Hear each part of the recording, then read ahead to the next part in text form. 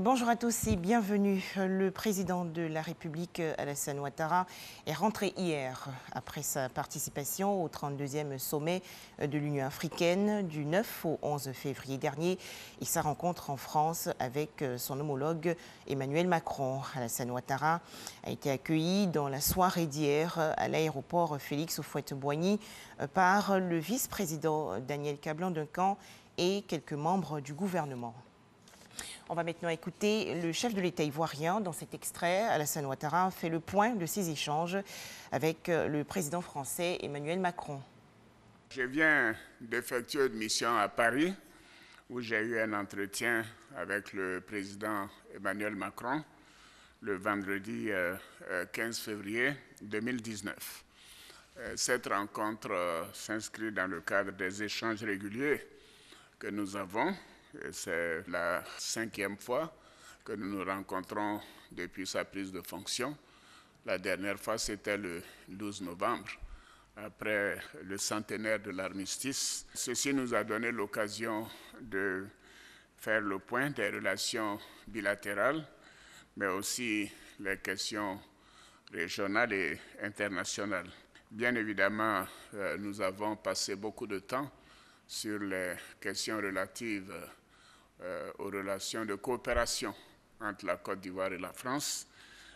Évidemment, ces relations sont excellentes. Nous sommes félicités des progrès importants réalisés en Côte d'Ivoire dans la mise en œuvre de certains projets spécifiques. Vous savez, nous avons 2 projets importants avec la France depuis la visite du président Macron en novembre 2017 à l'occasion du sommet Union africaine, Union européenne. Le premier, il s'agit de la ligne 1 du métro de 37 km et demi.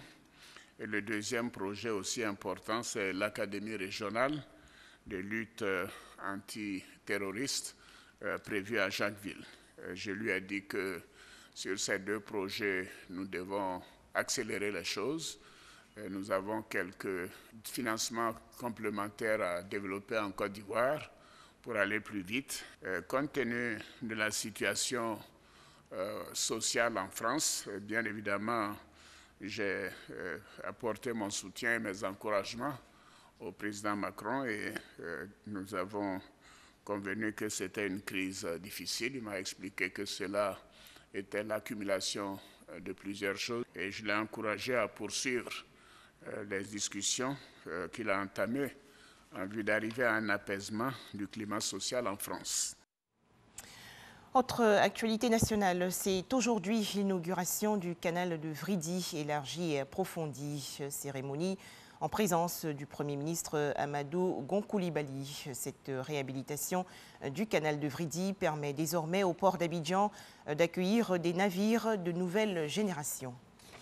Agriculture, après la réforme de 2013, la 5e campagne anacarde est officiellement lancée depuis hier, mercredi.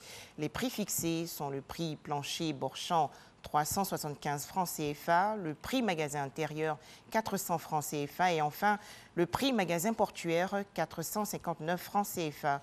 À noter que l'enjeu majeur de cette campagne 2019 vise la qualité pour faire des produits ivoiriens une référence sur le marché mondial. Au Bénin, une décision du président de la République fait grand bruit. Patrice Talon a limogé hier son ministre de la décentralisation et de la gouvernance locale, Barnabé Dassigli, qui serait impliqué dans le bradage d'un domaine public à Cotonou, la capitale.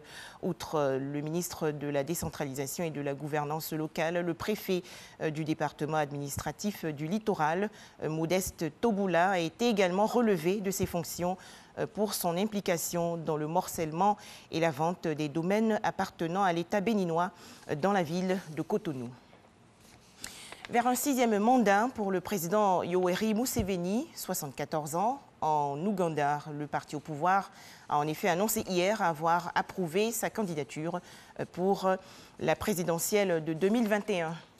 Enfin, en Turquie, un procureur a requis hier la prison à perpétuité contre l'homme d'affaires et mécène Osman Kavala, figure majeure de la société civile, l'accusant avec 15 autres personnes de tentative de renversement du gouvernement turc en mai et juin 2013. Voilà, merci de nous avoir suivis.